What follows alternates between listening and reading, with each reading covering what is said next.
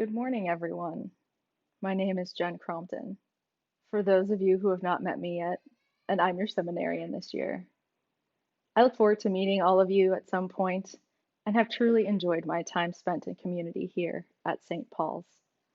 It was quite the process for me to decide which of our readings I wanted to focus on today. The text that really stood out for me was our reading from Exodus.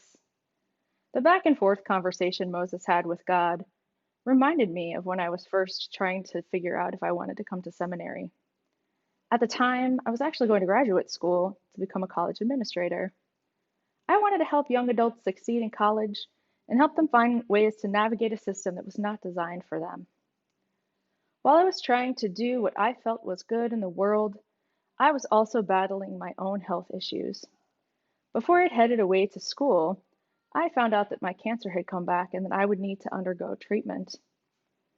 I was furious with God. How could God let this happen? I was trying to do good things in the world. Isn't that what God wanted? At first, I tried to barter with God. My prayer sounded very reminiscent of Moses' words. If your presence will not go, do not carry us up from here. Moses wanted things done his way, as I did. He was not willing to accept the presence God was offering in the form that God was offering it to him. My prayer sounded a lot like, God, if you'll only take away my pain and suffering, I'll do anything you want. I'll go to church every day. I'll stop swearing. I'll be kinder to my friends. Whatever it is that you want me to do, I'll do it. Just take this away. And I wonder if that sounds familiar to any of you.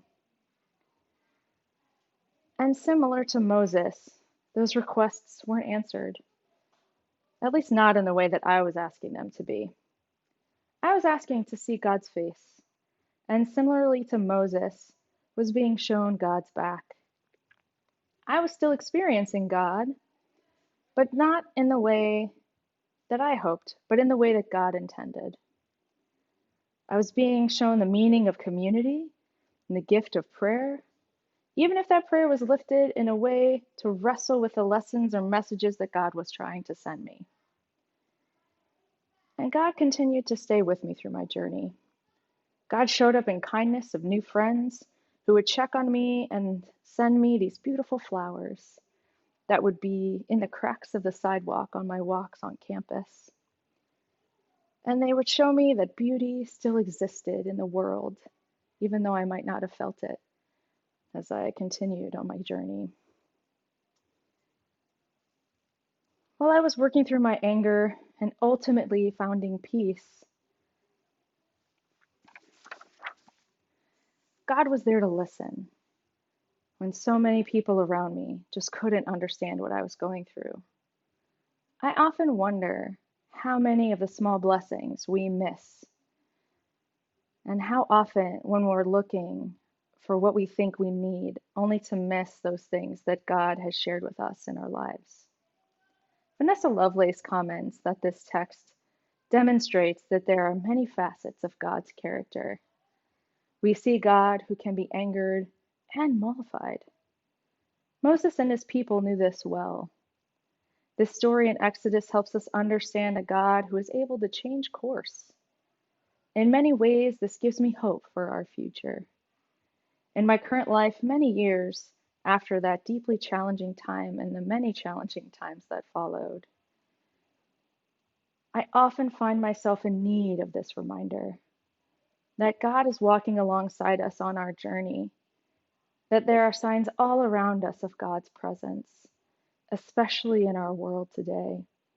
I find myself in need of more reminders than ever that the God that in the end compromises with Moses and still goes with him and his people, of a God that sent us hope and love through Christ.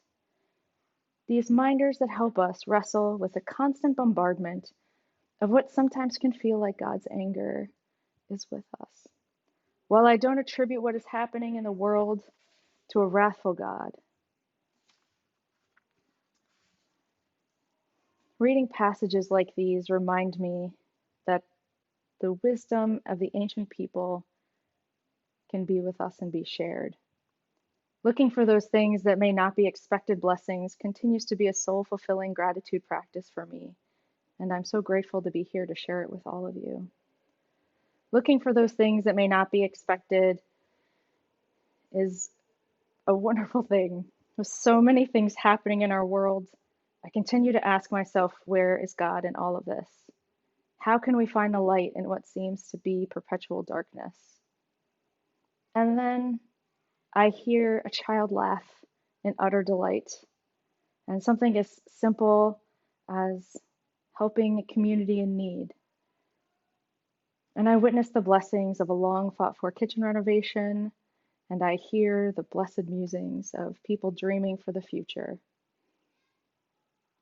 And I'm reminded that the simple blessings that God shares with us aren't always the things that we ask for, but are those that God knows that we need.